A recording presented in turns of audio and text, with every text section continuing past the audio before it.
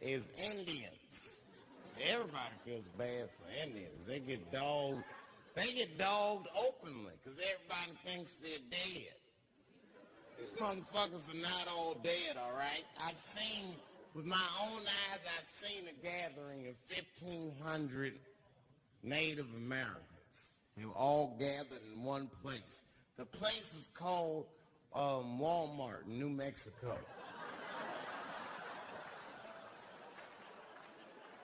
There's Indians there, but I'd never seen Indians before. I wasn't even sure if they were Indians. It's fucked up, but I asked one of them. It's not nice, but I seen him in the sports section looking at bows and arrows. I had to say something. Oh, excuse me.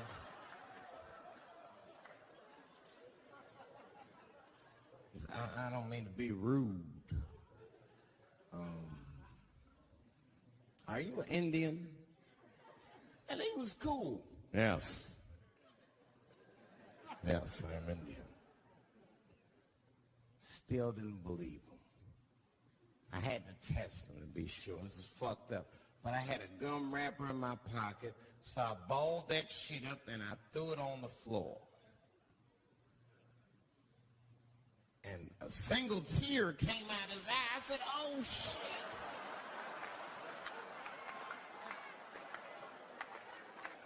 I had so many questions. What tribe are you from? I am a Navajo. I said, word. I studied you in social studies. You're a hunter-gatherer, correct?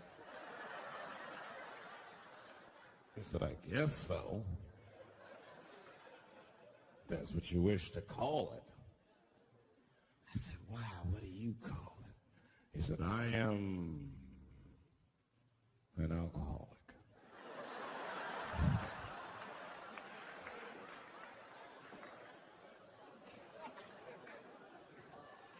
I said, well, what's your name, dog? He said, please. Dog is my cousin. That's a good guess. My name is Running Coyote. What is your name, friend? And that shit caught me off guard. I mean, I didn't want to say my name was Dave to a motherfucker named Running Coyote. It just don't feel good enough. He just put me on the spot. I said, huh? My name what? Oh, my name's Blackfeet.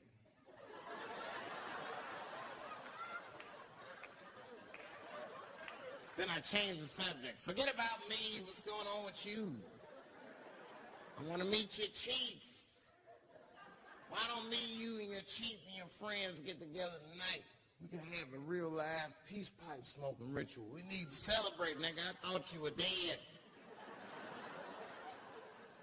And he set it up. It was beautiful. It was just like I dreamed. We was all sitting around. Them Indians was beating the drum.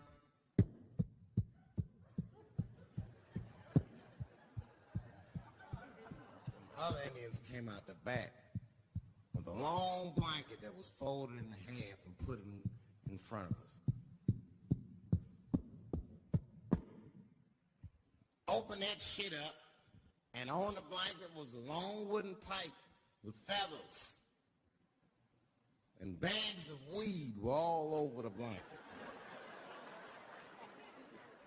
The chief walked over.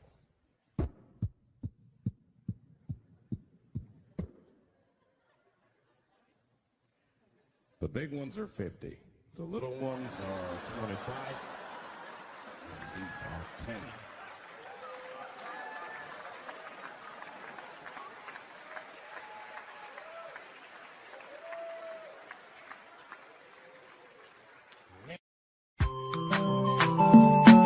Chimo mabaminda na usawidi gozo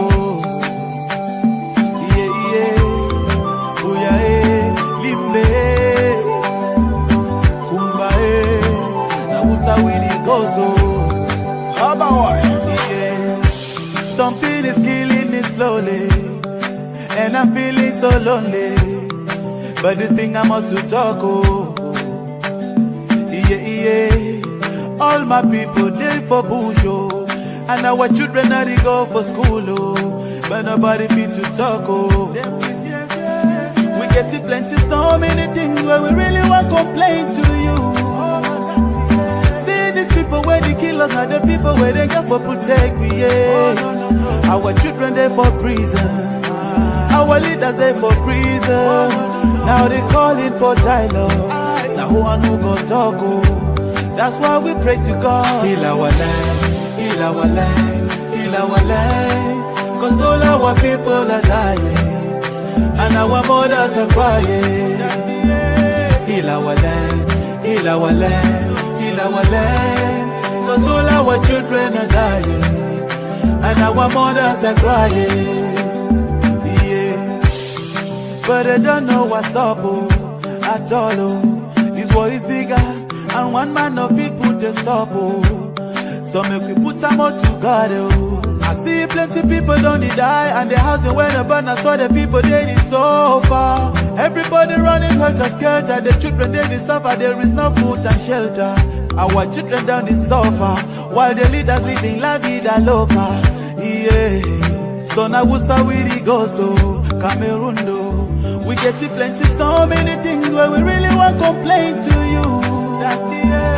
See these people where they kill us, not the people where they get for protect we, yeah. Our children they for prison, our leaders they for prison, but they be calling for dialogue. Now who and who go talk, oh. That's why we pray to God. Heal our land, heal our land, heal our land. Cause all our people are dying, and our mothers are crying.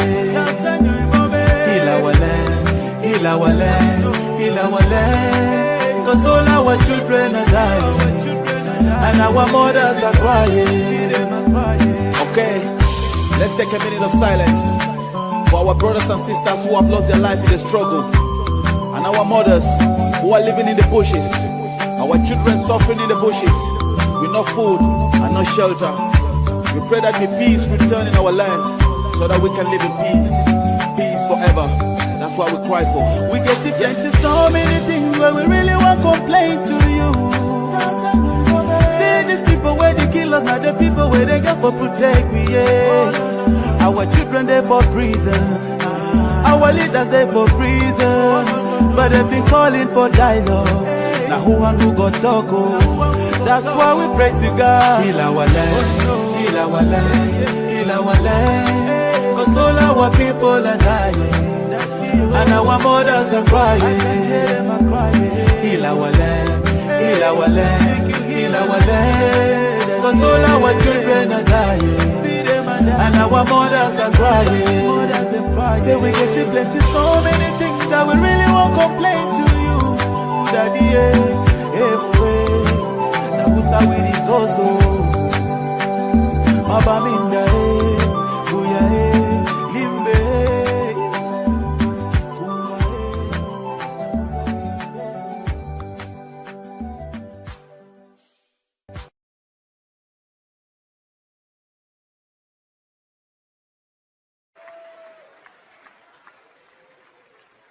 Man, those Indians got high as shit. I was baked. I told the chief, we was talking, I cut him off. Time out, chief. Sorry to interrupt. Fucking smashed, man. The weed's too strong. I'm itching. This is PCP. The spirits have got me. Chief, the spirits have got me. And the chief threw some water in my face. Calm down, blackface. Splash! I said, hey, it's black feet, motherfucker. Take it easy.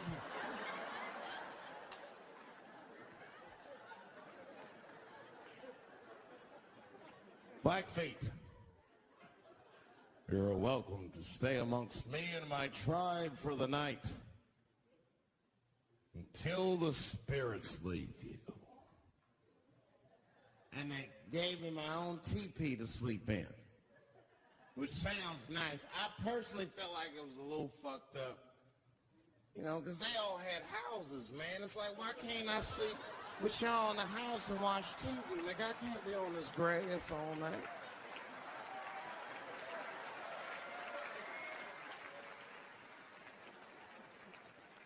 Yeah, Indians is rude, man. Everybody's rude. Indians, they eat nasty food. All they ate was corn and shit. Doritos, the thing they call it. That's right. People only see the surface. They see the division in our foods. It's because I eat chicken and watermelon. They think that that's something wrong with me. Let me tell you something. If you don't like chicken or watermelon, something is wrong with you, motherfucker. There's something wrong with you.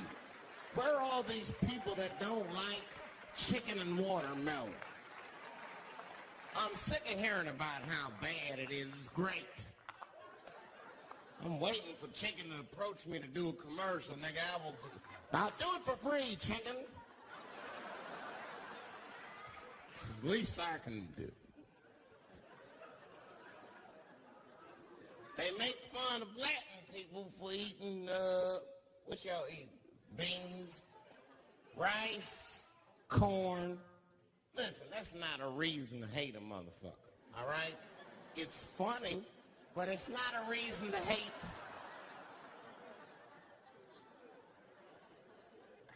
The only reason these things are even an issue is because nobody knows what white people eat. You've been very good at keeping that shit a secret amongst yourselves. I study white people. You don't know that. I'm writing a paper on you.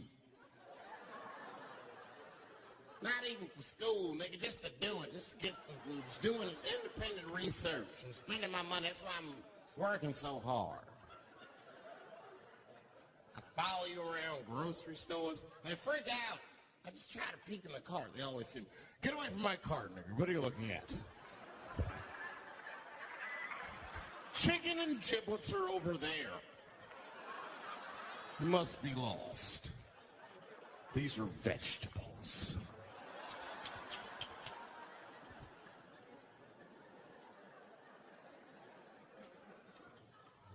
I know what you drink. See how quiet it got? Grape juice. Surprise, motherfuckers. You didn't know I knew about grape juice. Thank you. Thank you very much.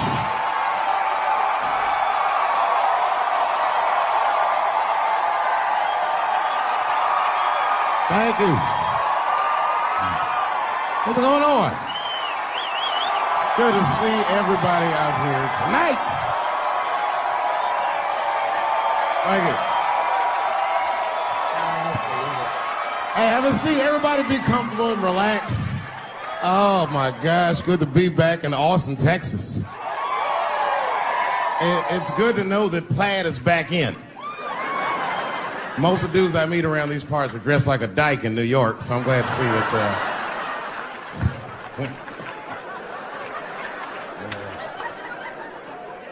Man, fucking Texas, this place is pretty good.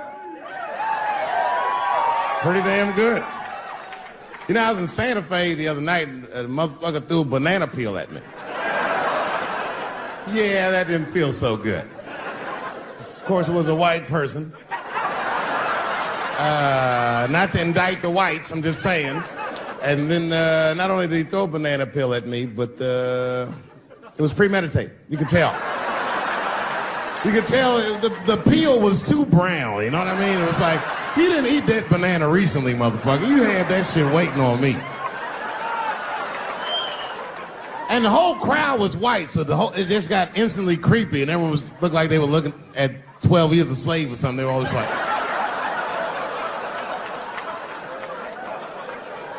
Who the fuck does that? And then they arrested the guy, which was... I said, someone's gonna fuck you in the butt in the holding cell. You know that, right?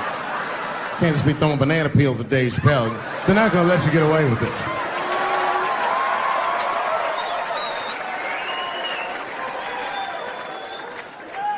And the press called me up like, do you have a statement? A statement? For a fucking banana peel? No, I don't have anything to say. This guy was like fucking famous for throwing a banana peel at me. 20 years from now, he's gonna be tucking his kids into bed and the kid gonna be like, Daddy, tell him about the day that you threw that banana peel at that nigger in Santa Fe. Boy, I'll tell you what, that black motherfucker saw his name up on the marquee about a week before. I said, man, if I could just get close enough to meet him, throw a banana on that nigger and show him how. Fucking banana gate. I didn't even want to press charges. You know, this has happened to me before.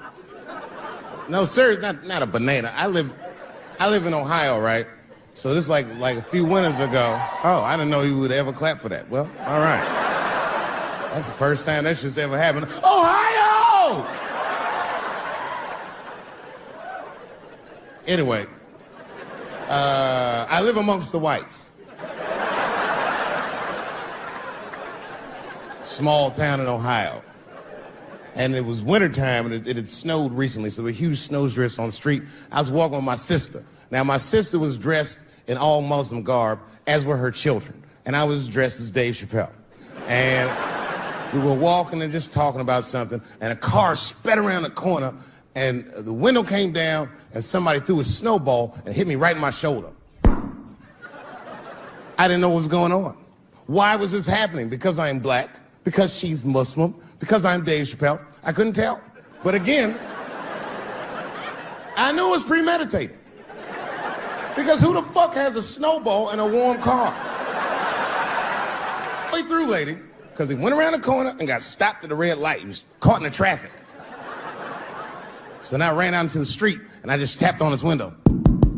Hey, my man, can I just talk to you guys for a second? Come on out for a second. I just want to talk to you. There's 4 young white dudes in the car. They were like, just chill, bro. I said, relax. I just want to talk. Now, this is an old black trick. Really, I didn't want to talk. I was going to fuck them up.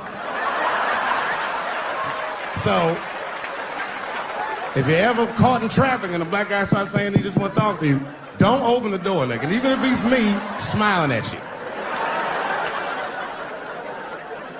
And they were like, chill, bro, just chill. And then the one guy in the back seat, I don't know what, he was just cockier than his friends. He was like, fuck it, man. I'll get out the car. And I started yanking on his door. Let me help you, motherfucker. Let me just help you out. And I didn't notice his window was down. And he threw a snowball and shit me right in my chest. Pow. He said, fuck you, you fucking nigger. And then the light turned green and they sped off. And I smiled from ear to ear. I looked at my sister and she said, I got the plates. And I was happy as shit because throwing a snowball at a motherfucker is a misdemeanor assault. But if you call him a nigga,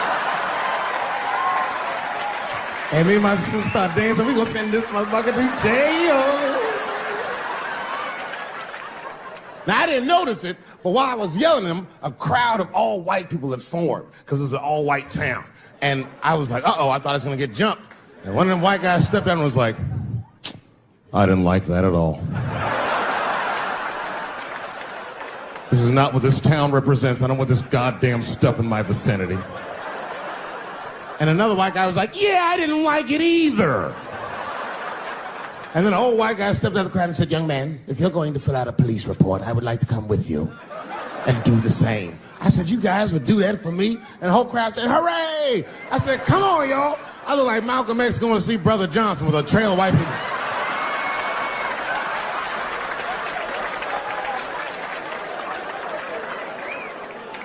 Unreal. An hour later, we was all just sitting in the police station, and the police came in. They're like, well, Mr. Chappelle, 16 identical police reports. We ran the tags, 2 young men that had their mother's car.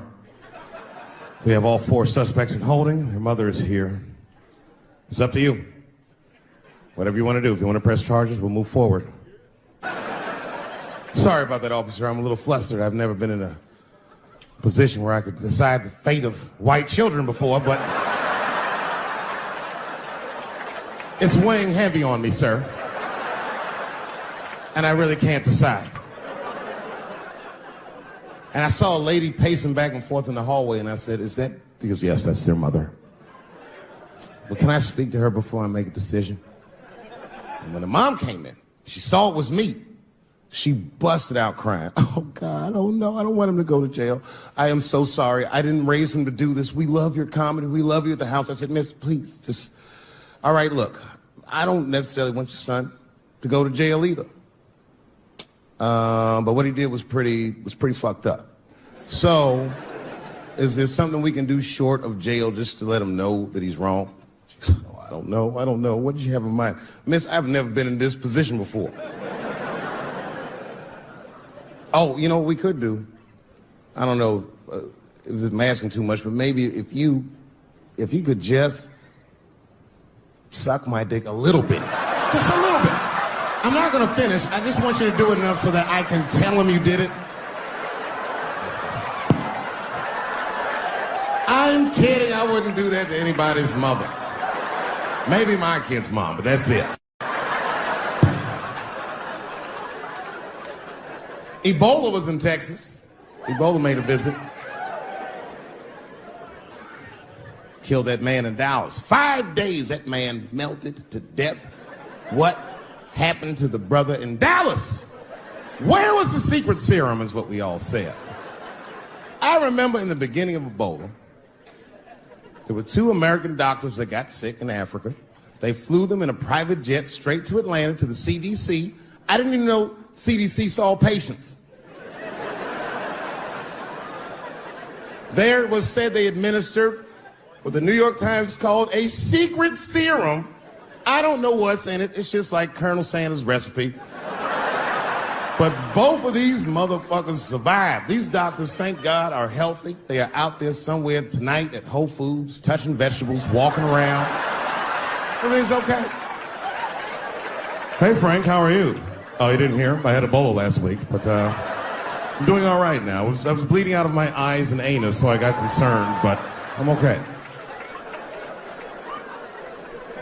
What happened to the brother in Dallas? They just rubbed some Vicks on that nigga.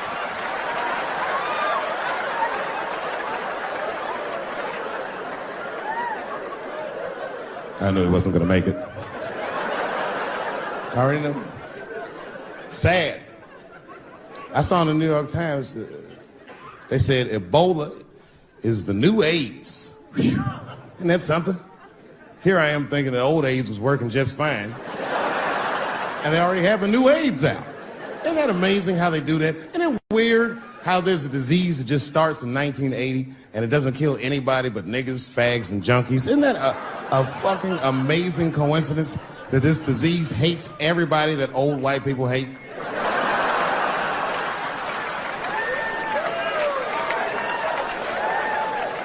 I think either God is white or the government hid that shit in disco balls. Only fun people get AIDS. Last month on the front of the New York Times, the measles was a headline. I had to check the date of the paper. I was like, measles, what is this, 1850? What the fuck is this? Why is measles in the news? Turns out they were trying to decide if mandatory vaccinations for children is the way we all want to go. Any thoughts? I'm sorry, ladies and gentlemen, I don't know. I don't know about this one. First of all, black people generally don't trust doctors. After the Tuskegee experiments and all that shit. More importantly, don't forget Michael Jackson was killed by a doctor. Granted, he was doing drugs, but if I was a heroin addict and I had a licensed physician injecting heroin in me, I should survive that. I'd just be looking like, oh, I'm good, right? I'm good? It's not too much, is it? Dr. Butterfingers killed Michael Jackson. After that, I was like, fuck going to the doctor.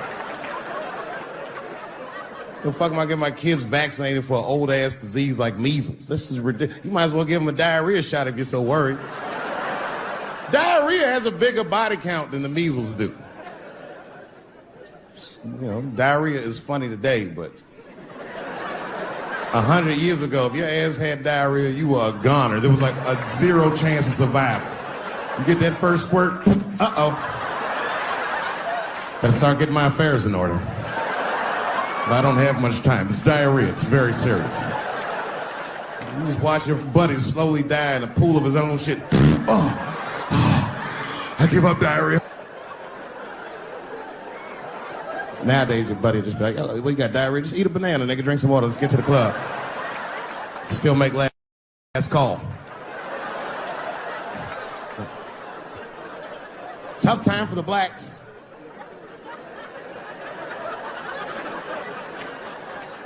These are not good times for the blacks. I don't know if you know what I'm talking about, right? Police are killing us again.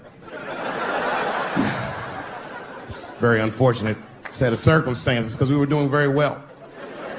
You know, America has a racial hot seat. I think we can all agree that that's the truth. And we can also agree that that hot seat is traditionally occupied by African Americans in general, African American men in particular. Although I can see that in recent years, that seat has been occupied by Mexicans, and I dare say Arabs. And we, the black Americans, would like to thank you both for your sacrifice and your struggle.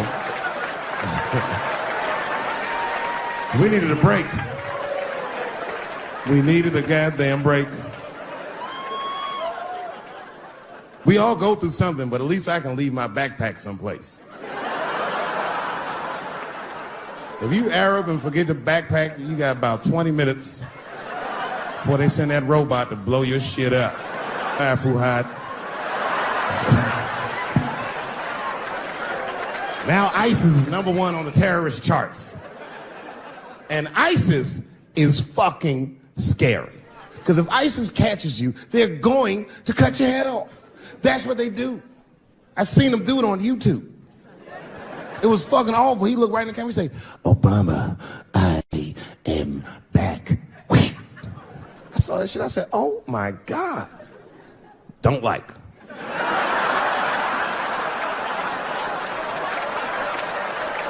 How is this guy cutting people's heads off on YouTube? I can't even post a dick pic, and this motherfucker is decapitating people. I'm gonna have to change my settings. You know, everyone has it hard, but I think harder than black people and harder than Arabs and harder than Mexicans, you know who has it the worst? Fat black people.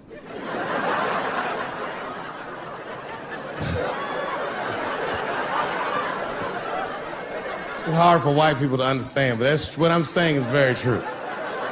Fat black people have a really rough road because all manner of things kill white people, but you know what kills more black people than anything, more than police and terrorism?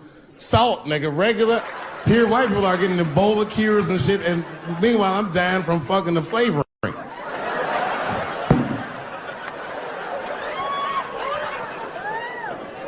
Look, honestly, I'll stop talking about it. Let me say this, though. Let me just say this. Can we all just say that we've seen it coming? Were you surprised? It's like when that guy threw that banana at me. Do you think I was surprised? Hell no. I've been in show business 30 years. I was expecting this banana. I knew one of these nights, it's like somebody gonna throw a banana at me one of these nights, niggas. Because that's how it starts, with the name calling. Like that Paula Deen. Remember Paula Deen got fired from the Food Network? If you know anything about show business, it is really hard to get fired from the fucking Food Network. And they dropped that bitch like a hot potato. All because she called somebody an N-word 30 years before she had a show. I don't know who she said it to, but whoever it was just looking at her like, I'm gonna get you for this bitch.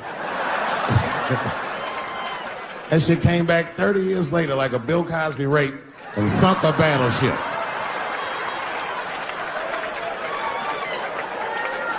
And every black person was mad, but we weren't like that mad. I was just like, well, how's this bitch gonna call me a nigga when she taught me how to fry chicken? That's not fair.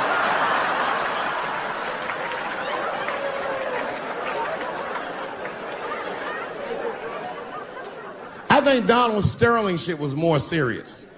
Remember Donald Sterling? He used to own the Clippers, and then he got caught on a secretly recorded tape saying some very unsavory things about African Americans. And there's a lesson in that for all of us.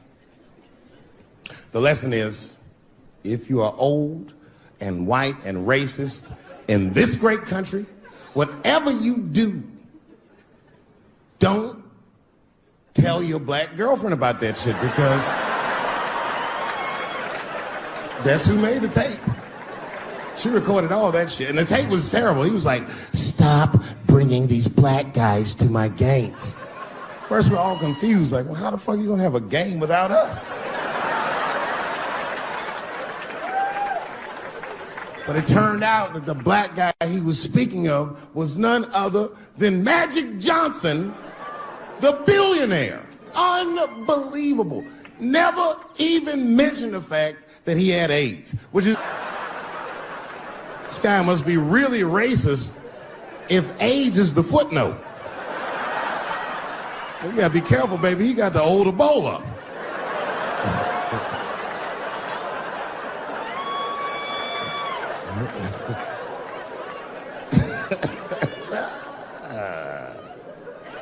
You can say what you want about that girl, but I'm gonna tell you right now, she is a goddamned hero.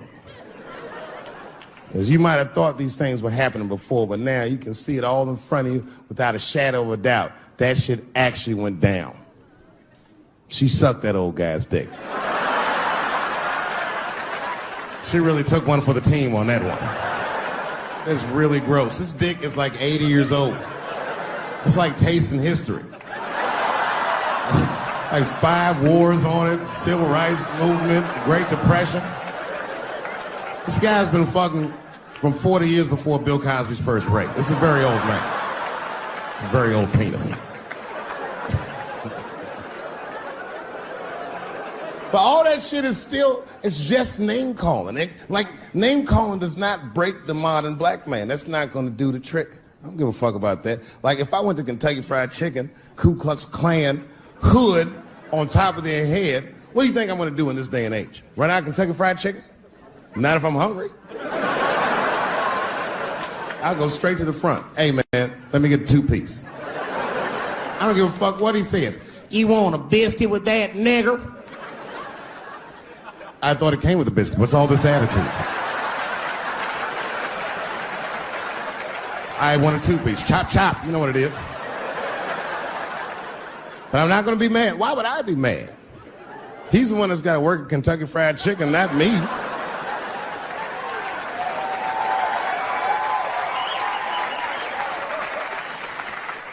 Well, how about this? What if I lived in Austin and I had a white girlfriend? It's possible in Austin. As a matter of fact, some people say it's necessary, but that's not the point. And me and my white girlfriend at home one night, and we're just doing what lovers do. Maybe she's butt naked and she's down on one knee, giving me a hand job. I love a good hand job. And she's really jerking me off. You know, getting her obliques nice and tight. I got a huge dick, so she's like, And I'm like, wow, this really feels wonderful. I think I'm gonna come. Nigger. I know, that's a tough one. But what do you think I'm gonna do? Hey!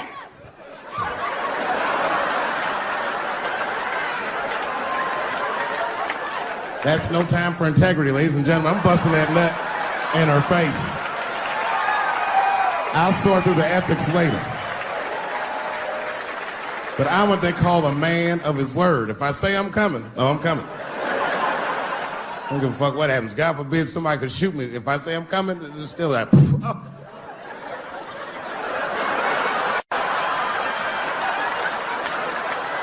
Doesn't mean I like getting shot.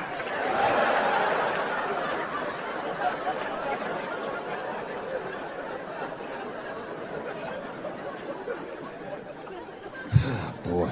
Yeah, tough time for the blacks. I'm not gonna say nothing about the police. I'll leave that for Chris Rock.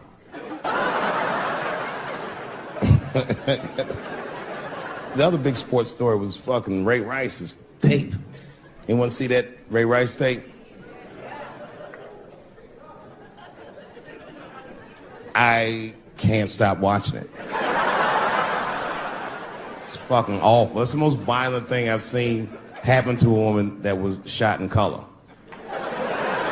Really fucking bad. Like, if I could have froze time at that moment and gave Ray Rice some advice, I don't think there's any way possible I'd be like, you should punch her in the face. It's a fucking terrible idea. At the same time, I also believe she shouldn't have rushed him. What the fuck was he like? Yo, you can't beat him. It's don't rush a motherfucker that's trained to stiff arm people in the clutch. He's gonna get the upper hand.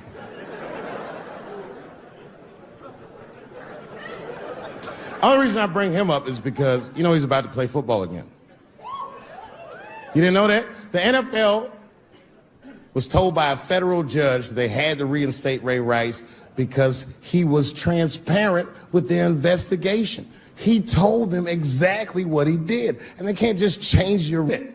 That's like if I'm hanging out with my buddies and I'm like, hey guys, guess what I did last night? I fucked this big fat girl I met at the club. And they're all like, oh shit, Dave, that's crazy. And then they see a tape of me doing it, and they're like, we can't hang out with you anymore, Dave. That's not what this crew is all about. I'll be like, what? I told y'all what I did. What's really fucked up is the tape was made before they were married. Isn't that weird? I don't know why she'd do that. I don't even know why he would do that. As a guy, would you want to live with a woman that you had once punched in the face with all your strength? That's some very bold Color Purple type shit. Sealy, come out here and shave me.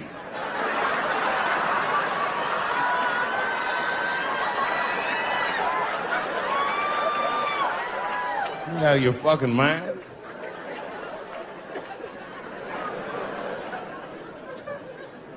I had to ask an older friend of mine just to get some perspective. This older black dude. Actually, the fairest person I've ever met. And I asked him, I just said, hey man, I said, did you see that Ray Rice video? And instantly he was like, David, that shit was disgusting. I wonder what she said to him.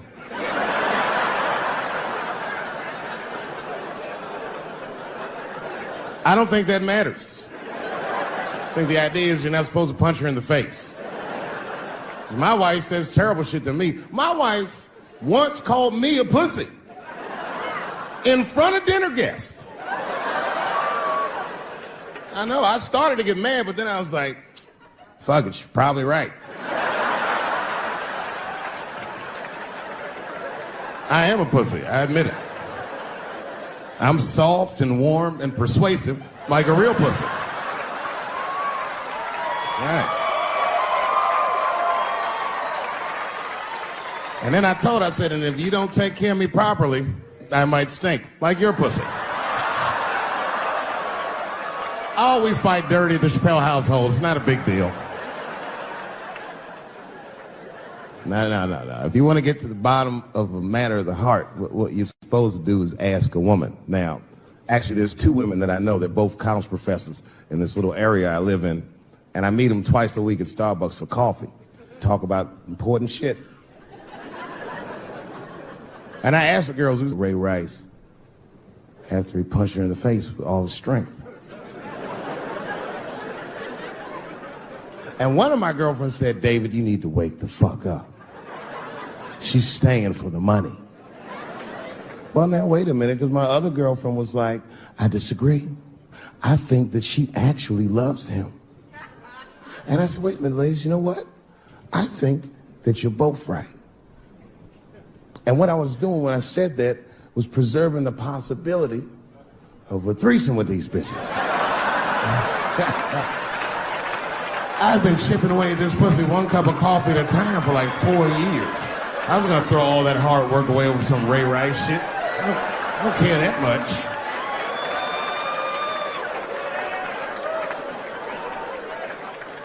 I'm just being real. It's fucked up, man. It's a tough time for the blacks. I love you too. And then here comes the banana peel. I'm waiting on it any second. You know that's how it starts. I saw in the paper today that the guy that threw the banana at me got arrested again because he threw a banana at another motherfucker in a bar in Santa Fe. Look it up online after the show. He actually did that. And that guy was black too. You know what a guy said he did it at night? He said, I did it because Dave Chappelle is racist. So, nigga, that's not the best way to handle that if I am racist. What if Martin Luther King just went around throwing tuna casserole on white people? Would that work? Huh? I seen your girl bubbling. She's drunk as hell, buddy. Listen, sir, I don't know what she's saying, but just take my advice. Get some water in her, or you're going to have some dry pussy when you get home.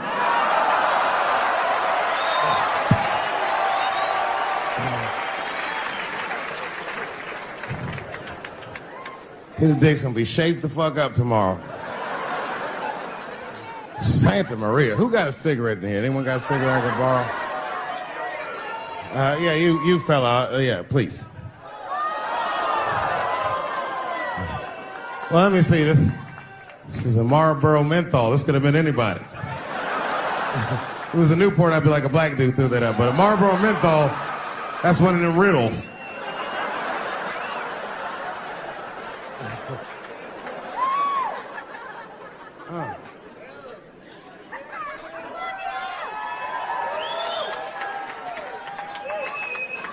Is the word pussy offensive? All right, just checking. I asked that crowd when we was in Denver, I said, is the word people?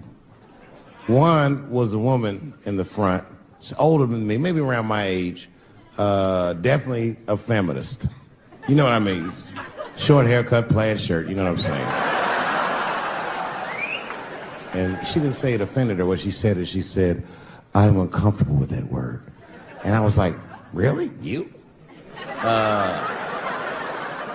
And then before I could ask her why, there was one other guy. He was in the balcony. Now, I don't think he was saying this to me, but he said this. Everybody heard him say it. He goes, it's delicious.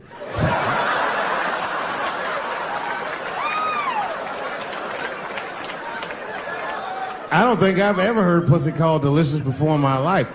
Now, this is not to say that it's bad, but it's definitely an acquired taste. I don't think any of us tasted pussy our first time like, oh, it's good. It needs something.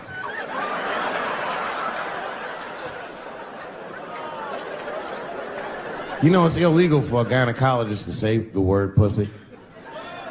They can only say vagina, or they can name individual parts medically, but they can never say shorthand, even if the gynecologist is a woman. I feel like if it was a woman...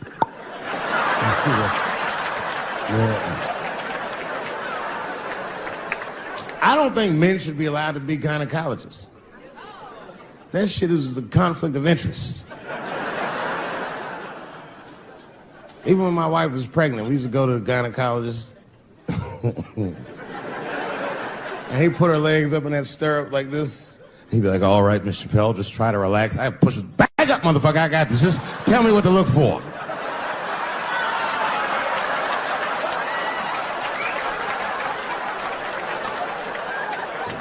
One of those home-style checkups.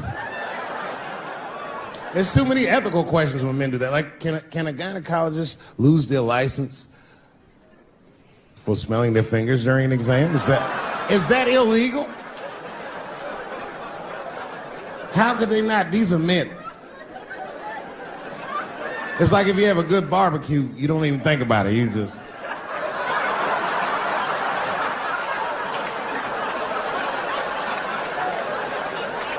The word pussy is only offensive if you're older.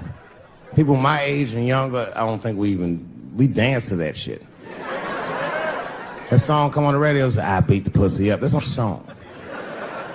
It's like nothing like a love song. There's no tracks, there's tears, no midnight trains to Georgia. This man simply beats the pussy up. Unbelievable.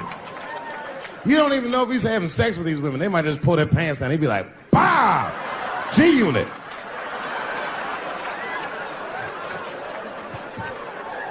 Like you'll be watching HBO. Hi, I'm Larry Merchant, standing here ringside with the pussy after a devastating bout with 50 Cent. Pussy, come over here and let me talk to you for a second. My God, you look terrible. Your lips seem to be swollen. You're bleeding a little bit. Tell me, pussy, what happened inside of that ring with 50? I don't know, Larry. I felt really good in the first round. I was ready to fight. It's warm and moist, and I don't know. It just hit me from angles I wasn't expecting. Front, left, The backside surprised me the most. Well, pussy, let's take a look at round 4. This is where it all went wrong for you. Here you come out of your corner, pussy. You're fighting really good. It looks like you got 50 with a right and a left, but then 50 slips your jab, and there, right there. You see that? He punches you right on that that little bean thing you have on the top of your head. I don't know what that is. But there's 50 just pounding away at that bean over and over, and that pussy gets rattled around like that. I don't think I was thinking anything, Larry. You know, I'm a real good defensive fighter. It's real hard to get to me. I've never been punched directly on my bean before. As a matter of fact, most fighters don't even know that bean exists.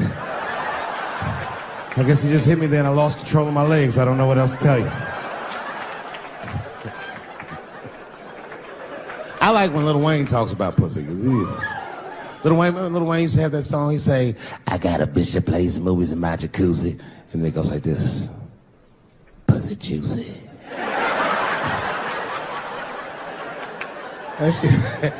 That shit always makes me laugh, because no guy says that, you know what I mean? Only Lil Wayne would say some shit like that. If he was fucking a girl, she's like, is this pussy good? You're not gonna be like, it's juicy. It's good. The pussy was juicy. That's why I'm not Lil Wayne, because if I was in a hot tub with a girl and I could tell that the pussy was juicy while I was in the hot tub, I'd probably get out of the tub. I'm a germaphobe. I just picture Lil Wayne like, what is this strange oil floating in my hot tub water juice? That shit was so funny to me, I must have wrote like no less than 40 jokes with the punchline pussy juice. And all of them worked to some degree 100% of the time. I'll do one more just so you believe it, okay? All right. And this next piece, it's a special episode of CSI. For some reason, Lil Wayne is guest starring as the lead detective, okay? That's the setup. Are you ready? Here it goes. Has anyone else been on this crime scene? No. It's very strange. This place is virtually undisturbed, no forced entry, no sign of a struggle. Shine your flashlight right here. I just slipped in something. What is this? What is this? It glistens in the light. Smooth to the touch. Pussy juice.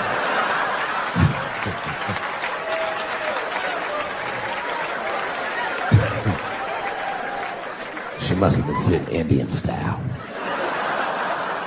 39 more where that came from.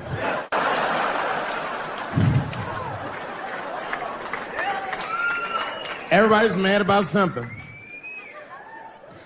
Recently, I got attacked online by some gay bloggers, and it hurt my feelings.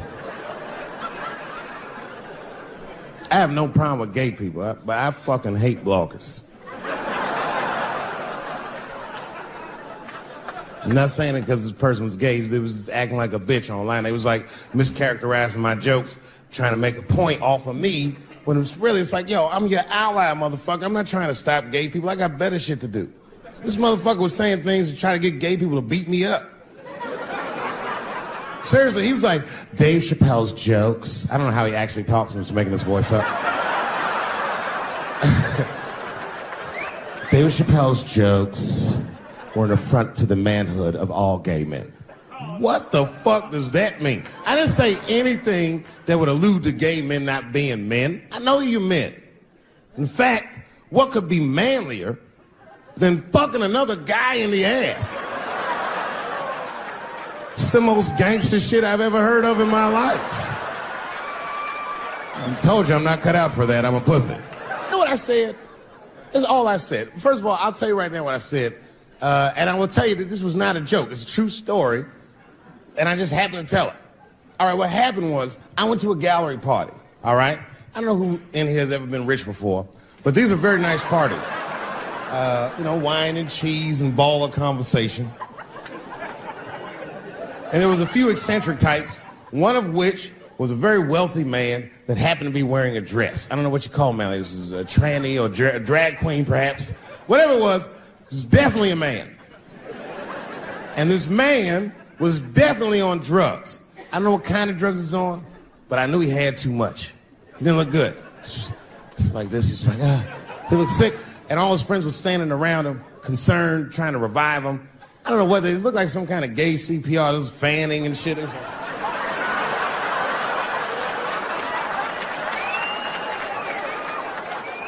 I saw all this from a distance. Now, I should have minded my own business, but I got curious. I was like, oh. And I went over there. All I said, excuse me, gentlemen, is he okay? And then they looked at me like I was evil. She is fine. I'm sorry, I didn't know this is what we were doing. Here's my thing. I would support anybody's right to be whoever they feel like they are inside. I'm your ally in that. However, my question is, to what degree do I have to participate in your self-image? Is it fair that I have to change my whole pronoun game up for this motherfucker? That doesn't make sense. Seriously. If I put on an Argyle sweater and I'm like, hey everybody, I feel like a white guy in this sweater and I want some goddamn respect and a bank loan, that's not gonna work. Give a fuck how I feel. Why should I give a fuck how you feel? Nigger is a pronoun. But there was no time for philosophical debate. This was an emergency situation. I said, fine. Sorry, guys. I was just worried because she looks terrible. And she just fell off the bench. Appears that her dick is popping out of her dress. You mind if I call an ambulance, champ? I'd rather not be at a party where a tranny ODs. There's too many questions to answer.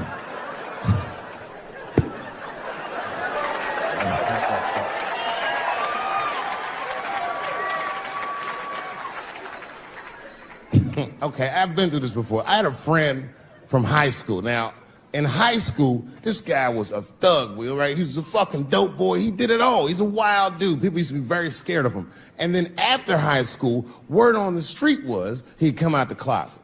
I personally didn't believe it.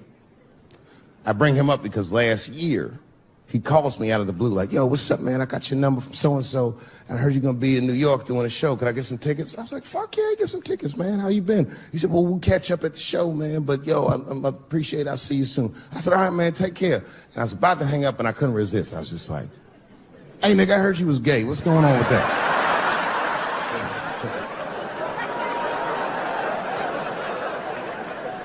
And I wish I didn't ask, because he sounded like he was dying to talk about that shit.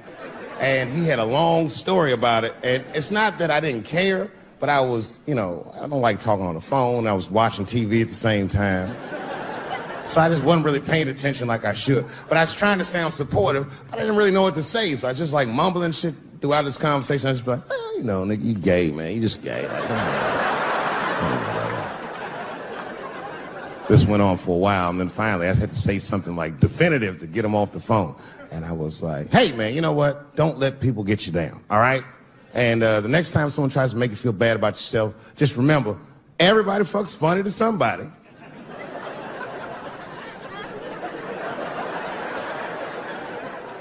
He didn't like that shit. He's like, what the fuck does that mean? I said, huh? He said, you saying I fuck funny, motherfucker? I said, no, that's not what I'm saying. I'm saying everybody's different. He said, you ain't say different, nigga. You say it funny. What's so fucking funny about the way I fuck? And I said, hey, man, I fuck feet. He said, what? Oh, this is not a joke, ladies and gentlemen. I get women to squeeze their feet together like this, and I fuck them right in that little space in their feet. But you can't build a community behind that shit. There's no flag for us. That shit made him laugh. And the next day, after the show, I saw him backstage. He was like, yo, what's up, man? I'm like, oh, shit, what's going on? And he had his buddy with him. He goes, Dave, I want you to meet Manuel. man, where's my fiance? We're in New York getting married because it's legal here. I said, well, gracias. And he went to go get some drinks. And then my buddy looked at me, he was like, so Dave, what do you think? And I started mumbling again. You gay, nigga, you know, just gay. He said, yeah, I'm a little nervous about getting married, man. It's a big step. I said, yeah, it is. It's a big step. He said, well, you've been married for a while. You got any advice for us? No, I'm married to a woman. Sorry about that. And he corrected me. He said, no, you married the person that you love. So it's essentially the same. I said, you know, man, the problem with that statement is that it makes the assumption that I love her. But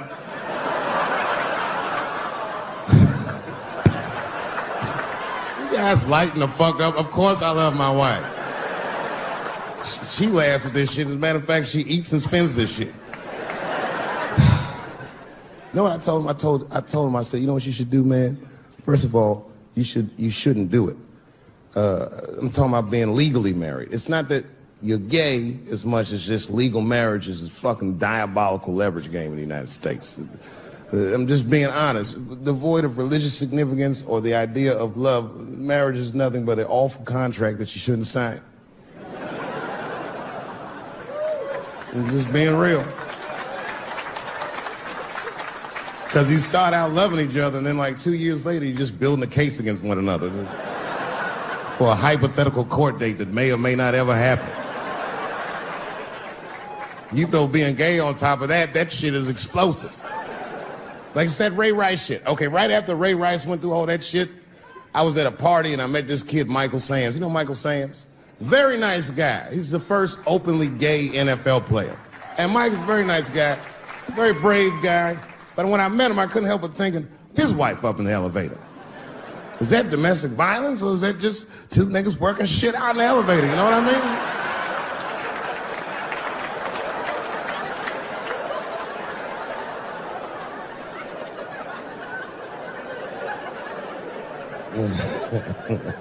Anyway, I give all married men the same advice, gay or straight. Get a dog. This dog will love you all the time, but she's not going to. It's real talk. I didn't even know about dogs, and my kids got the dog. They brought him home from the shelter, and I didn't even want him. They were like, can we keep him? I said, nope. I said, where did you even get this dog? They're like, we got him from the shelter. I was like, ugh. Probably something wrong with him. We can't keep him. And then my kids started crying and screaming like the dog had gambling debts. Please, Dad, if you don't let us keep him, they're gonna kill him. I was like, oh. All right, you can keep him. And this dog was a menace. I hated his guts. Then one night I smoked a bunch of weed and I was eating a sandwich. And Baba came over. Baba's the dog. He came over and was staring at me. This will make you very uncomfortable if you're just looking at you usually.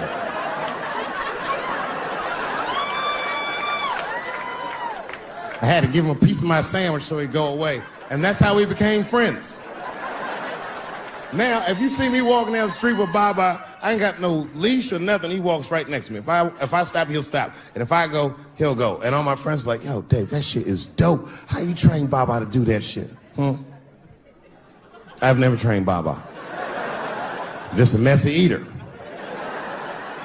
If I drop food and Baba's not around, all I gotta do is call him. Baba! He's a black dude's dog, so he doesn't come right away. He peeks first to see what's going on.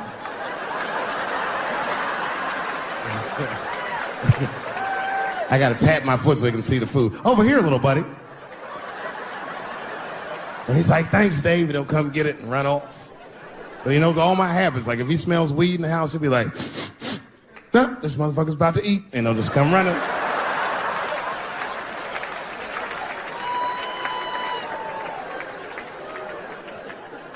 Baba got me through a very difficult time in my marriage. We spend the most time together. Like, it's not that me and my wife don't spend time together, but we've been married so long, it's like we don't talk like, I don't know if anyone's married here, but if after 10 years, all that chatty shit goes away. You've said it all. You know what I mean? It's just, yeah, we're just in the zone. She says the same shit to me every night before she goes to bed. I'll be the last one up. She's like, I'm gonna get some sleep, Dave. Good night. All right, babe, let's stay up and watch television. Good night. And she'll walk halfway up the steps. David? Don't eat the kids' lunch. And then she walks away.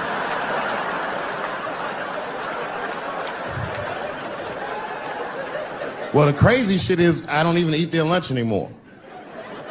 Back in the day, I used to eat that shit. You know how that goes. I might smoke some weed in the middle of the night, and she'll leave neatly wrapped sandwiches all over the kitchen. I'm gonna eat it.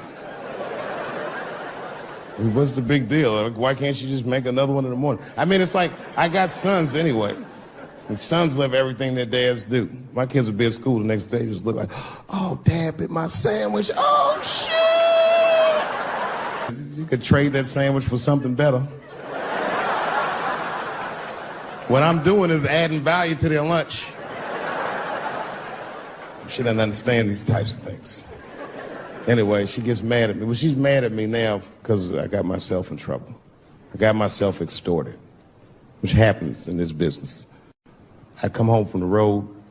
There was a FedEx sitting on the kitchen table, and it was addressed to me, so I opened it. I don't know who delivered it. And there was a video cassette inside with a note written on it that said, gotcha. Oh, my God. Can you imagine? I freaked out. I tore the whole house apart trying to find the VCR. I hadn't seen a tape in like over a decade.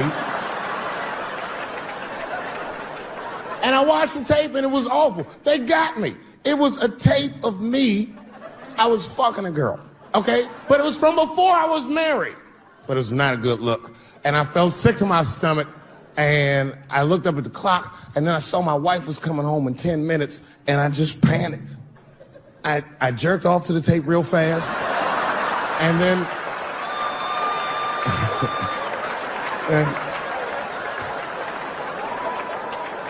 and then I called the FBI. Much better. I mean, they didn't say they were going to cash him for sure, but they had the demeanor of some competent people that would cash him. So I didn't worry about it too much. And then not even a week later, 5 days later, I come home, and there's another video cassette just sitting on my porch. As soon as I saw it, I just called the police like, they've done it again. You should probably look for a guy with bell bottoms on, because I don't know who the fuck is sending tapes.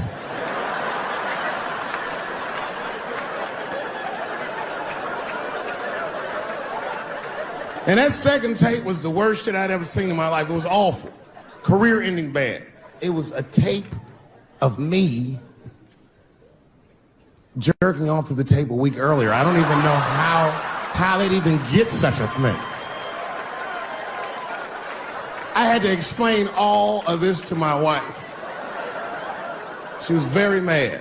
No thing in this world is as cold as a woman's cold shoulder. Because she was mad, but she wouldn't talk to me about it. She would just punish me in little ways. Make me do shit that I hate to do. Like pick the kids up from school. That's one thing she made me do. That's a hardship for me. I got one son that goes to a public school, and a brother goes to a private school. It's an experiment. I just want to see what's going to happen to him.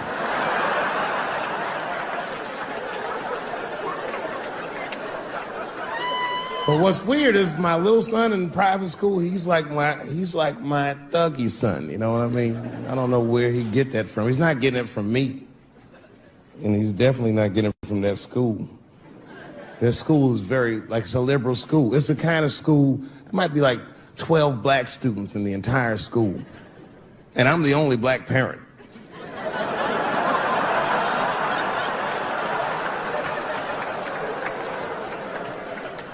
And none of the parents like me either. Not because I'm black, but just like they don't like how I roll. Because I be showing up late all the time, and I'm like in a Porsche and a blasting music that they don't like. You know, the music be like, I'll beat the pussy up, and I pull into the parking lot. I might be smoking a cigarette with the kids in the car. Then I pull into like that handicap space. And then when I get out of the handicap space, they always want to say some passive-aggressive shit. Morning, Dave. Don't know if you noticed, but you actually parked in the handicap space. Huh? Yeah, you know what, Frank? I did notice. But who is this handicapped guy we're all waiting on that never shows up?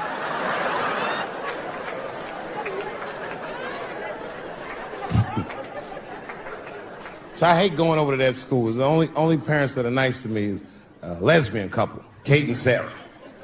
Actually, Kate hates my guts. Sarah knows that I'm black and she's half black, so she just understands me. You know what I'm saying? I can't explain it. Because I'll say shit and Kate's just too serious about being a lesbian. I'll be like, hey, Kate, hey, Sarah, you guys going to do the father-son picnic next week? How's that going to work? And Kate will instantly be furious. But Sarah knows I'm fucking around, so she'll just say something cool. I don't know, Dave. Maybe me and Kate will flip for that shit. I said, bitch, you better save that coin toss because everybody knows you strapping on in that household. And then Kate will turn bright red, but Sarah just fist bump me like, you right, nigga? It's me. We're good friends. We're good friends. They invite me to stuff. They're like my only friends at the school. So imagine my surprise when I go to pick my son up after all this happens. And the teacher is waiting outside for me. She's just standing right there in the middle of the fucking handicap space. I knew something was wrong, so I rolled the window. We talked to you for a minute in the office. I said, no, fuck that. We got to talk right here. What's going on? I knew it was bad. Ibrahim had a fight. I said, a fight? Don't worry. Everyone's okay. I said, everyone. What happened? Well, that's it. We don't know what happened because he won't talk to anybody. All we know is that he punched Sarah Jr. in the face. I said, oh no.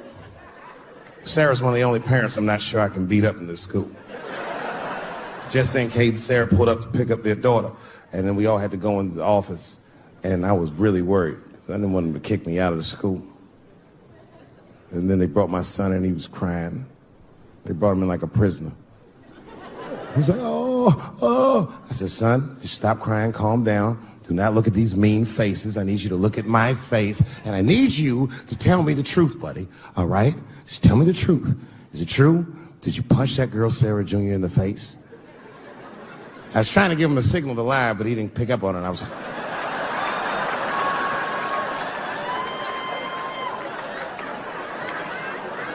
he wasn't paying attention. He said, yes, Daddy, I punched her face. I said, oh, my God. Why? Why would you do that? You're not supposed to put your hand... So gangster, it scared all the parents in the room. He was like, because she had it coming. I said,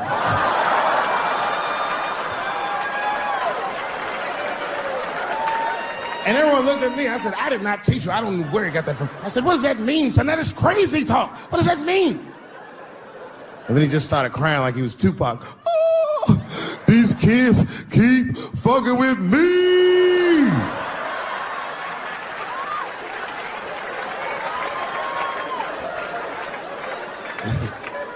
I told his teacher, I said, well, now wait a minute. This kid is a lot of things, but he's not a liar. And if he said they was fucking with him, they did something to him. Son, what's going on? What did they do to you? Oh, Dad, I'm tired of this shit. It's been going on all week. I said, what's going on all week? He said, we said much, and that bitch bit my sandwich. I said, oh.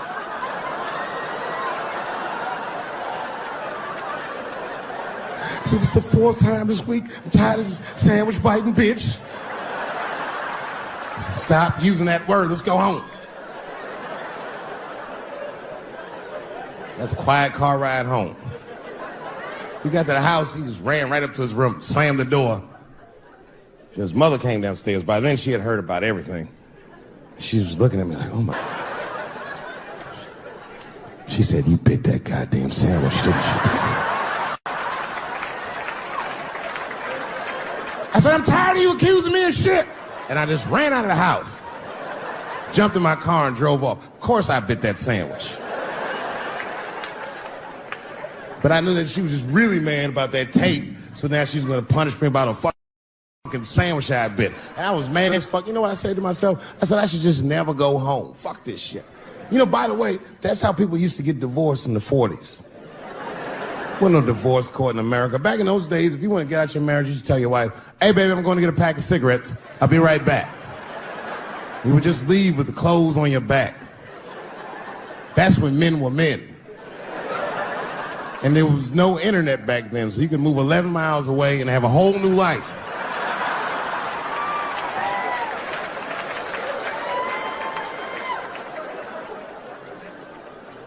But I ended up going back home. Late at night, I came in the room and she was actually changing for bed. You can always tell your wife is mad at you when they cover their titties up when you walk in. Oh.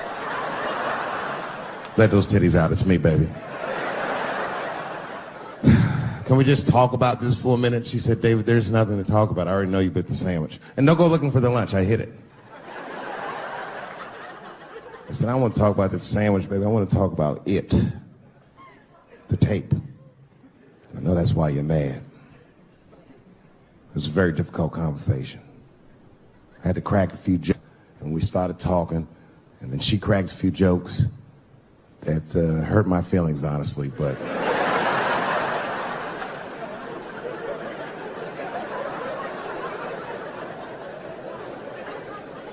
We talked, and you know what she told me? She told me that she was madder about the second extortion tape than she was about the first one. Which doesn't make sense at all. What's wrong with a guy touching his own private parts? It's my own business. It's not like I do it all the time. As a matter of fact, sometimes I do it for her benefit. A lot of guys do this. It's called the mercy jerk. That's the one that happens in the middle of the night when you're about to roll on top of it and you see her face and you're like, she looks tired. That takes a lot of love and discipline to back out of a room with a rock hard dick. Sometimes I don't make it. Uh-oh. Someone fell asleep with their socks off, didn't they?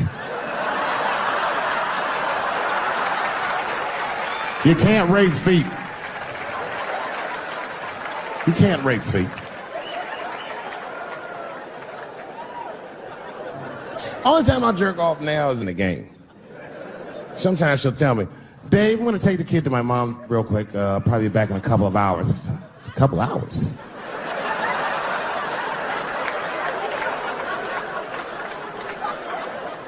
You can get a good one in 2 hours. That's the kind of session where you'll take all your clothes off. I'll be butt naked in the living room like, get these fucking toys out of my way. Disgusting. Foot all on the coffee table, just stroking it out, taking my time. And I got a bowl of cereal waiting for me right here.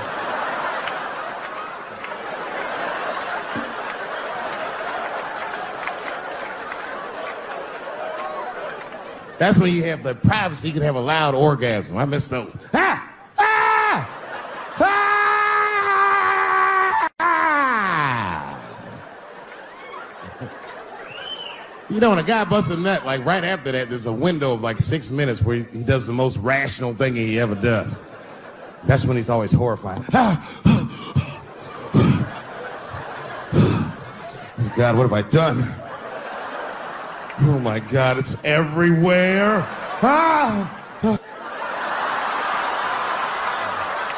Thank you very much, Austin, Texas. I had a wonderful time. Be well, be happy. Good night, everybody. Leave it to Dave Chappelle to spotlight the hypocrisy of Trump supporters who stormed the Capitol. In a new stand-up routine, Chappelle points out that many of the Trump supporters who took part in the insurrection on January 6th are the very same people who criticized former NFL quarterback Colin Kaepernick for taking a knee during the national anthem as he silently and nonviolently protested the treatment of black Americans by police officers. Watch the tapes. Watch that crowd that told Colin Kaepernick he can't kneel during a football game, try to beat a police officer to death with an American flag. Look at that. That's what white people did. They felt what black people have been feeling for 400 years. For 30 minutes, stormed the Capitol and rubbed their on the walls. They carried a Confederate flag through the rotunda. The Confederate Army didn't even do that, mother. You went very far. It was a simple question. Do you have a country or not? And you said no. My God, man, we're in quite the pickle, aren't we? My colleague Don Lemon joins me now to talk about this. You know, I just wonder, obviously we see a double standard that is played out here. I just wonder how you've been struck by what Dave Chappelle said, Don. Hi, Brianna. I agree with Dave Chappelle, and then I actually don't agree with him in a sense, but mostly I do. Here's why. Because he said in, in the stand-up routine that they got the N-word treatment, right? I don't think that they did, because they weren't lynched. They were able to leave Washington, D.C. and go back to their prospective places where they lived, and got to turn themselves in if they even decided to, whenever they wanted. And they got to live where they wanted. They didn't get redlined. They got to get loans if they want. So I understand what he is saying. So yes, overall, I do agree with him. But for 30 minutes, they, tried to storm the Capitol, and police beat them back. What they got was the consequences of breaking and entering. But his whole point about the flag and Colin Kaepernick is spot on, because they used, as we have been pointing out, the American flag and Blue Lives Matter flags and flag poles and Confederate battle flags to beat police officers, to try to kill police officers. So, that's where we are right now. So in a sense, his overall point, I get it, but they didn't really get the treatment that African Americans have had in this country. And that's a point a lot of people have made, right? What would have happened if you were to have a role reversal here? What would have happened? What would the ramifications have been? Would the carnage have been so much greater? I think it's a very reasonable question that a lot of people have asked. I'm also curious what you think about something that Republican Senator Ron Johnson of Wisconsin has said, because he has this very bizarre new take on the Capitol riots. He doesn't think that it was an armed insurrection. So let's listen to that. This didn't seem as like an armed insurrection to me. I mean, armed, when you hear of armed, don't you think of firearms? Mm-hmm. Here's questions I would have liked to ask. How many firearms were confiscated? How many shots were fired? I'm only aware of one, and I'll defend that law enforcement officer for taking that shot. It was a tragedy, okay? But I think there was only one. Mm-hmm. If that was a planned armed insurrection, man, you're really a bunch of idiots. We did this whole analysis of that, Don, last hour, where we looked at all the weapons that were seized. We looked at, obviously you mentioned that people just walked out of the Capitol. They weren't even searched for weapons. There were many weapons. Clearly, this was a deadly insurrection.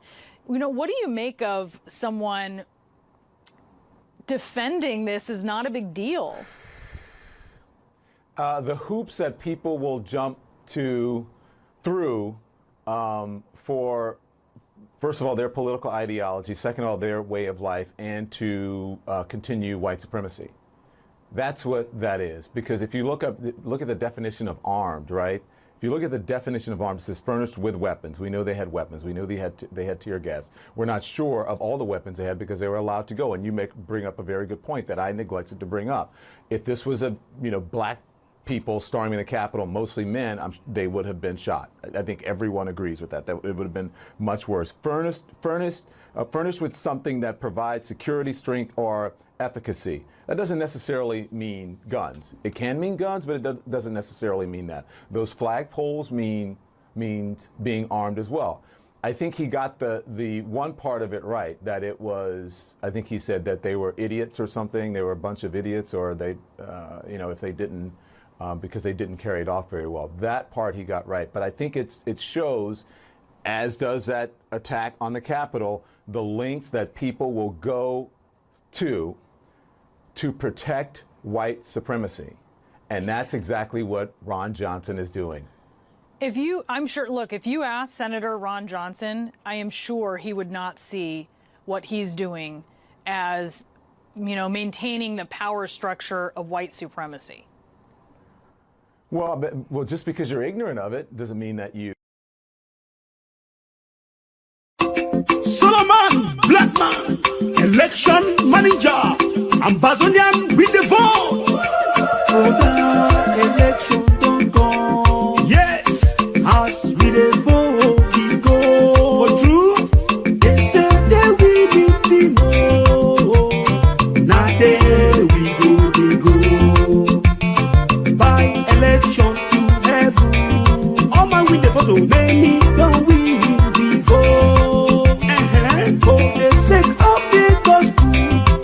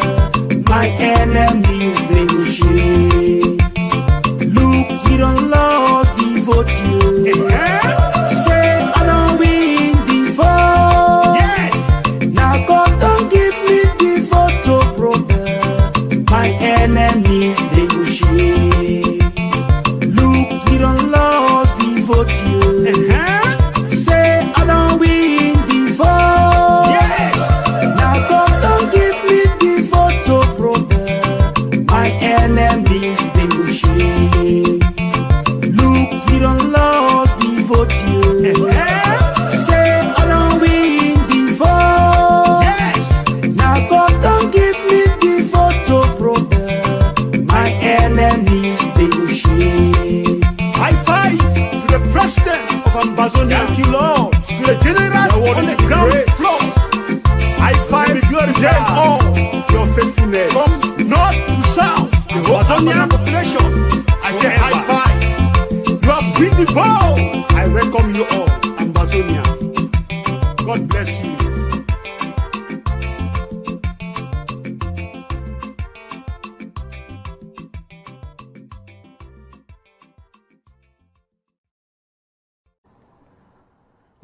Well, just because you're ignorant of it doesn't mean that you're not doing it. Just because you have done it for so long doesn't mean that you're not doing it. Just because you have been in a position where many Republicans who sat in on those impeachment hearings and said, I had never seen that much video. What does that mean? Video of the insurrection. What does that mean? That you have been in a position of privilege where you didn't have to. And so just because you're ignorant of something doesn't mean that it does not exist, and it doesn't mean that you aren't doing it. So that is exactly what Ron Johnson is doing it, and perhaps Ron Johnson and others who are like him, this isn't just about him, perhaps they should take a moment to reflect on their actions and to reflect on and to think about it before they say things like that. Because they can't continue to say things like that and to live in the world that they're living in, because there will be more insurrections. There will be more violence to come if they continue to do that, because again, it's just ignorance. Ignorance does not mean that something does not exist and that you're not doing it. And I'm sure that you've seen Republican Congressman Adam Kinzinger, who voted to impeach, he voted to convict Donald Trump in his second impeachment trial for inciting the riot. He's now being shunned by his own family, and it's not just a matter of sort of a private division. It is a letter. I mean, it is something that they've wanted to do very publicly. This has been signed by 11 of his family members, and granted, this is a big family in Illinois. So these are, family members he might see at, events here or there, right? But they're family members, and they wrote this: Adam, oh my, what a disappointment you are to us and God. We were once so proud of your accomplishments. Instead, you go against your Christian principles and join the devil's army, Democrats and fake news media. And I think, one of the reasons, Don, that this stands out so much to people is because there are families all across the country that have been divided like this. I mean, they have just been torn apart by what is true and what isn't true, and having different opinions of that. There's so much there when it comes to that letter, Adam Kinzinger and Republicans and Trump supporters as a whole. Trump supporters have taken over the Republican Party. The Republican Party can no longer say that they don't agree with the insurrectionists, with the bigots, with the racists, with the white supremacists, with the anti-Semites, because that's what they have clearly shown through their actions, especially over the last 5 years. With him showing that letter, it's, first of all, they should probably figure out what Christianity really means. And I think that I would love to ask Adam Kinzinger that, but he has so far refused to come on the show and take questions. But I would like to ask him, where were he, and I'm glad that he's doing it, don't get me wrong, and I think we should take people where they are and then move forward. But I want to know where Republicans like Adam Kinzinger and Liz Cheney and all of the others, where they were when this stuff was festering in the Republican Party for years, where people who even before them, when it was the welfare queens and the Willie Hortons and the Tea Party and the effigies of Barack Obama and the bones in his nose and the wasn't born in this country, the birtherism and all of that and all of the little things that led up to this moment, where were they? And I think that people need to really answer for those things, because we have to start at the beginning. We can't just start with what happened on January 6th, because that was what? A symptom, a culmination of something. We can't just start with what happened over the summer, because that was a symptom, a culmination of something. It's interesting, Brianna, not to just go too far off on a tangent, but I'm sure you've seen this thing that would happen with The Bachelor and with the host of The Bachelor saying, what the young lady did in it was 2018 and we weren't looking at the world through that lens. Yes, we were. Racism has been around this country forever. It started at the inception of this country. And until we go back to the beginning and we start to deal with those things, then we will never address this problem properly. We will never correct this problem. And the one thing that I completely agree with Dave Chappelle on is that if you solve the black man's problem, you solve the problem of the black men, I mean just black people in general in this country, you will solve the bulk of the problems in this country. You will solve the racism problem, you will solve the poverty problem, you'll solve the discrimination problem, you'll solve the healthcare problem, you'll solve all of those things because it will lift the veil on all the indignities that have been done to people throughout the Oh, we should have known he'd be here. He lives in Ohio. Fucking Dave.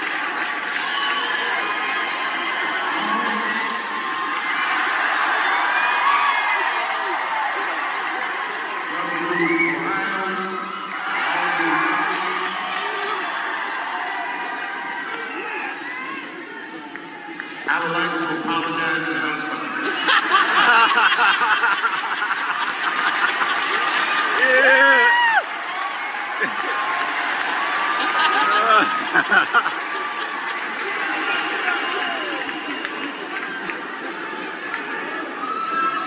This is an incredible honor to induct this next man into the Rock and Roll Hall of Fame. Yeah.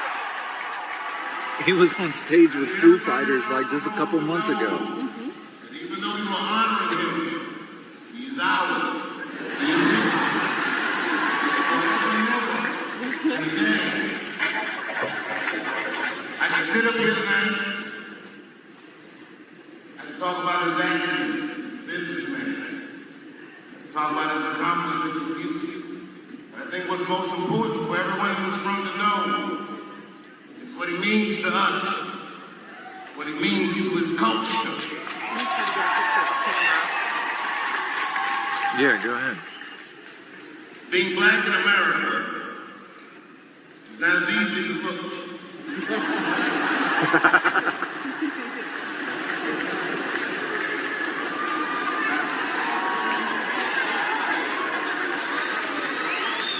There's always more else. Don't do this, or else. Don't say this, or else. Like Sean Carter said about himself, I'm so brazen, raised in the sun's surface. We do it anyway, whenever we have to.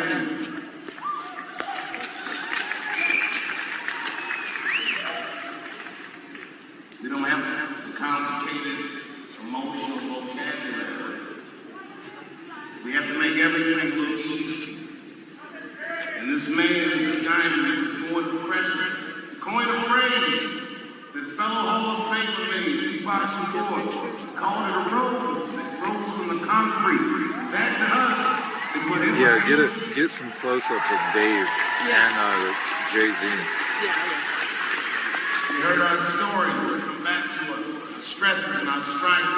And the whole time that he said it, my God, Jay, you look so cool. You look so calm and so collected. If I shoot you, I'm brainless. But if you shoot me, you're famous. What are they gonna do? My God, man. It's beautiful to watch. Moved in the music industry, they call him One Take Gold. He said it about himself. I don't know why he said it. Because he was hustling. He's self-rapping. Oh, don't get it twisted. American pie is not made out of apples. It's made out of whatever you get your fucking hands on.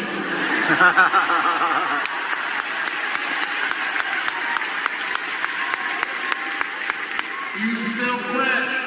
He didn't have anything to write his rhymes on. He would sit there and he would just write down whatever. I mean, he would memorize. He would memorize all these thoughts that came to his mind, avalanche of ideas, and he would just be catching rainwater. And when he got to the studio, like God, he would do the verse, he would let it be, and it would be. And the streets remind me of this. The streets love him for this because he rhymed a recipe for smiling. I Tell y'all to do drugs? Nope. So hopefully y'all might know that. And I got to celebrate something. The success comes from Washington. And he never let that get him. The way a white person might hear his music is not the same the way someone from Mars hears it.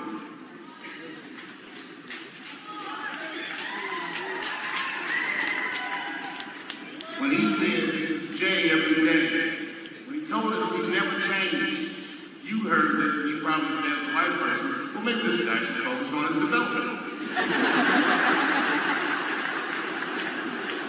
But what we heard is he will never forget us. He will always remember us.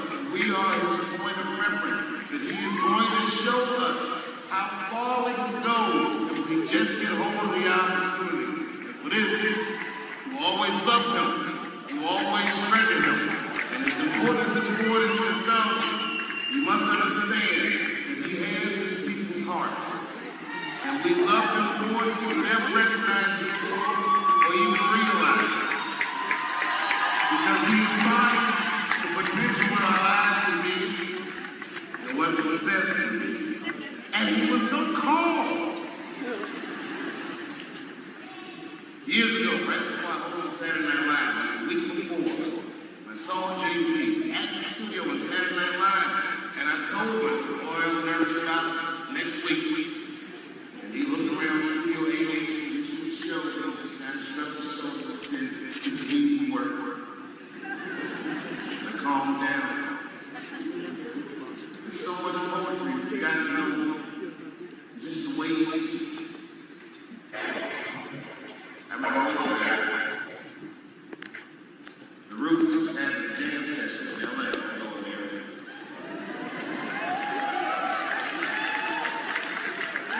I just wish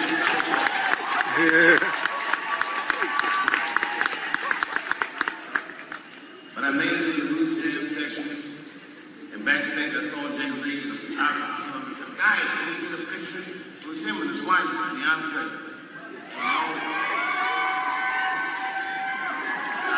Relax with you.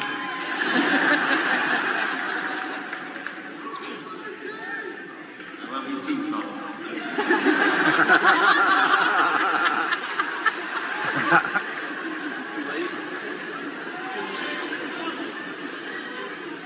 And we all grouped together for a picture, me, Jay, and Beyonce, and I stood between them and I put my arms around him and Jay grabbed me and moved me to the side. I grabbed his wife by the hand and said, the rose between the thorns.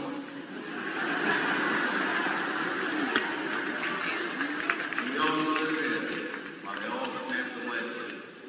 And as they take the picture, Jay says to me, he was having a lot of pressure on you to say funny shit all the time. And I looked at Jay and I said, he must have a lot of pressure on you. Say cool shit all the time. And Jay looked at me and said, it ain't no pressure, I just do it.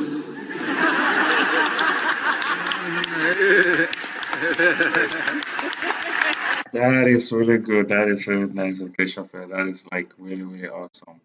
And thanks Dave Chappelle for really apologizing to the trans community. You know, it's a good thing. Don't wanna be canceled.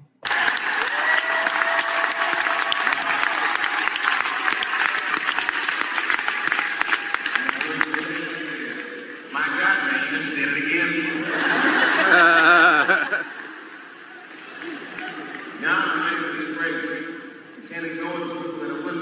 James Brown and Top, his mother, Gloria, these people protected him, kept him safe, and kept him sane while he made the ascension to American life. Please give them your warmest round of applause.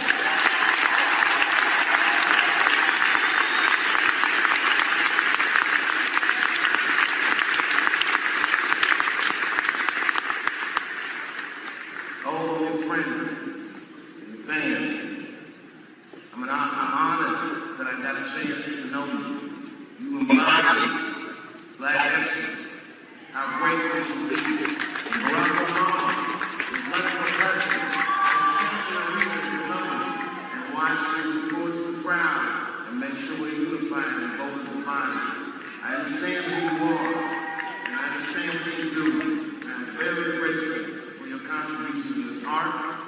and I am honored to be living in this city.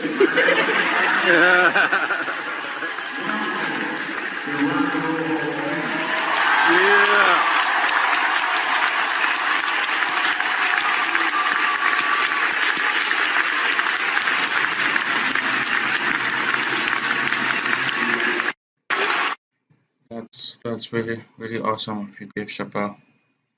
Thanks for really starting this Rock and Roll Hall of Fame speech with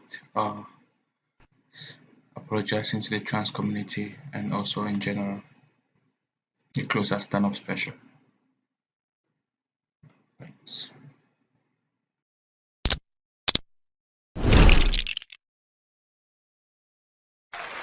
I'm having an artistic dilemma. I have two poems. One poem is older, and one poem I just wrote backstage. Which one would you like to hear? Wait, how many for the old one? How many for the new one?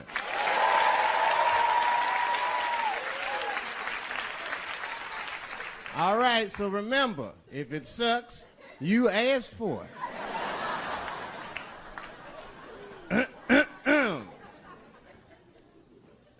One night at 3 a.m., I went to the corner store. I forgot why. Oh, that's right, I wanted a bite. I had the munchies because I was high. The store is owned by Mr. Fong, and every day he sees me, he does me wrong. He's Korean. Now, I'd never say I hate all Korean people. I haven't met all Korean people. That hate talks for savages. But even though I don't generalize, I do percentages and averages. So far, I hate 1 out of 5 Korean people I've met so far. So I come in the store. Hello, Mr. Fong, I say, and he just scowls at me and growls at me. Buy something. Hurry up. Now look, I'm not stealing in the least, but if you're shopping and you know someone's watching you shop, that shit'll make you look like a thief.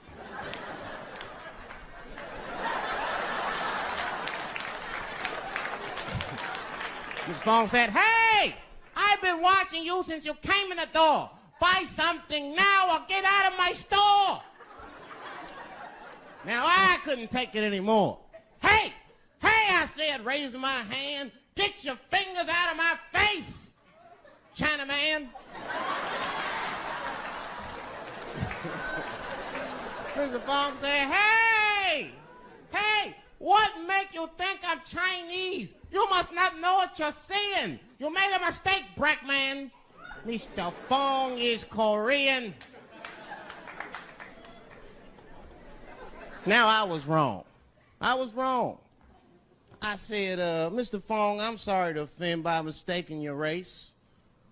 But you gotta admit, if it was a Chinese look-alike contest, your ass would place. You're a dead ringer for a Chinese. But don't be mad at me. I didn't mean to offend you in the least. You know, some people say all black people look alike. We call those people police. Thank you. Thank you. Oh, yeah. Oh, yeah. All right. Oh, really? Boy. Y'all make it good to come home, boy, I swear. I know, man. It's been a while. DC's different. I've been gone, man. It took me years to be able to do this show, boy. DC has changed. It's different now.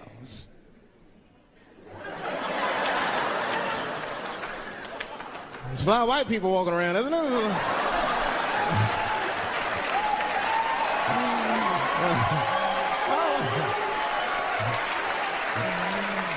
I mean, I left DC in the 80s. It was not like this in the 80s.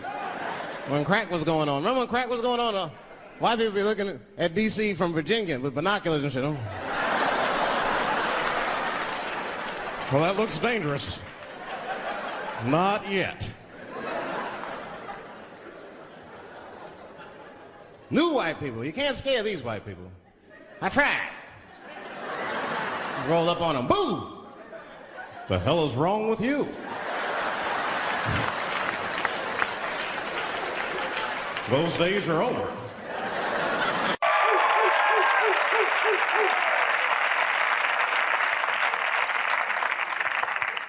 Folks, that's why I'm coming out with my very own comic book. I don't know what you guys might think. It's kind of abstract. It's called The Adventures of Trick Whitey Man. Yeah, his superpowers are he can change from black to white. That could come in handy. He'd be at a job interview. Congratulations, you got the job. I got the job? Yeah. You're lucky, too. A black guy came in earlier who was more qualified than you. Just sign right here and make it official.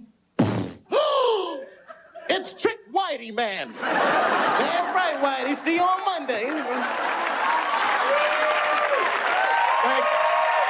Champ. Now the challenger. At 19, he's the youngest comedian in Star Search history. From Washington, D.C., here is Dave Chappelle. Thank you. Thank you. Thank you.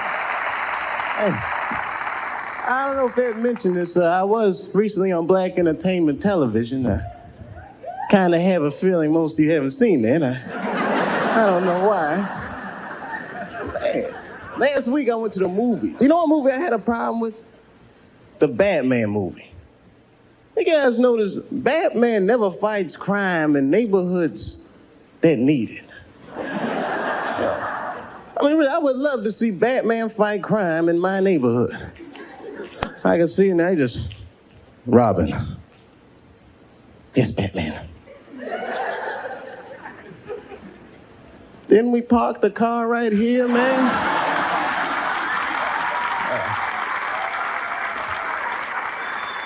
Tell you, man.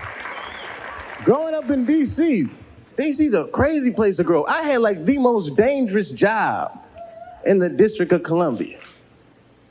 I used to deliver pizzas for Domino's. They would rob me every day. I had to get a gun, man.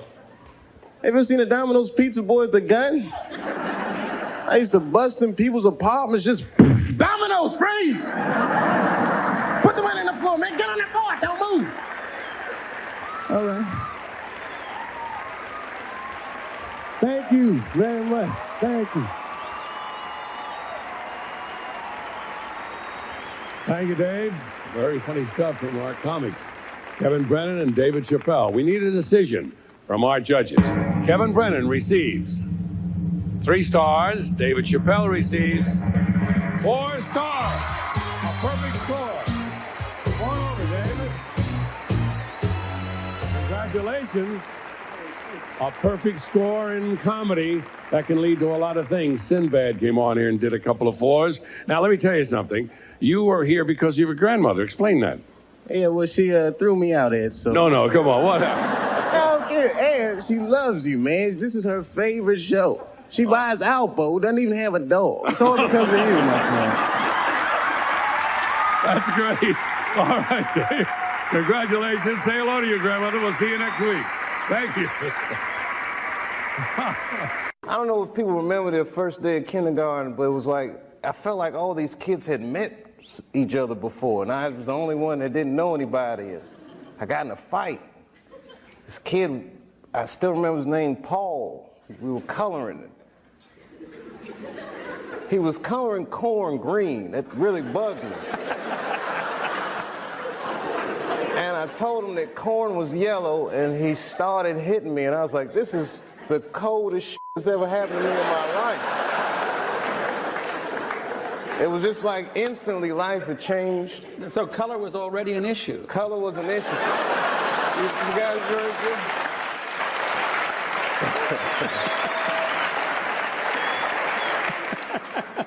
good? Did television play a role in your life when you were a kid? I watched an incredible amount of television. Before I could tell time from a clock, I would tell it from a television. That I could turn on the TV and say, oh, this is on, it's 7:30.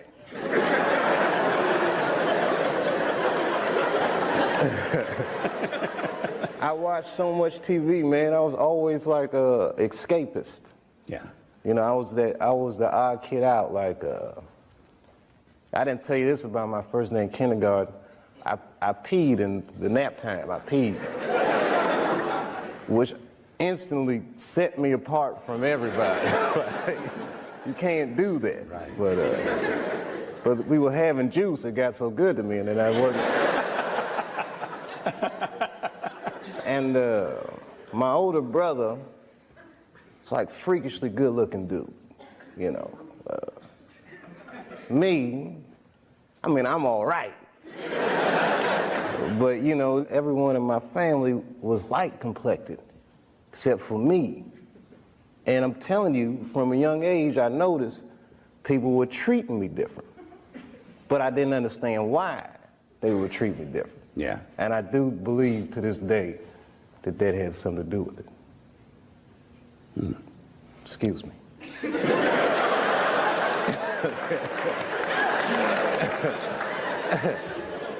One of the things you're not allowed to do on this show is to fake tears. All right, I'm sorry. This is inside the actor's studio. We don't fake tears here.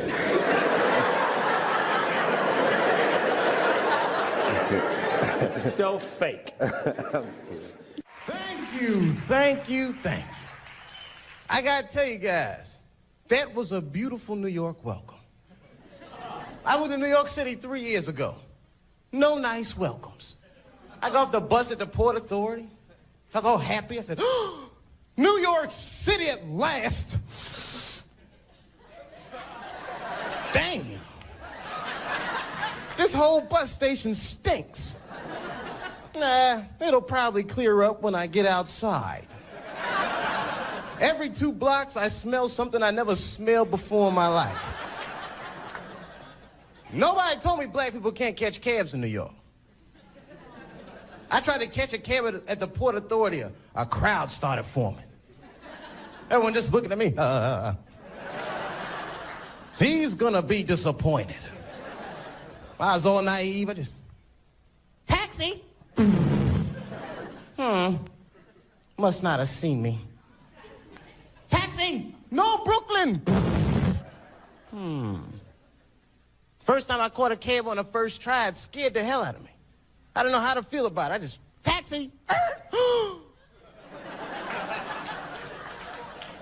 You better go ahead.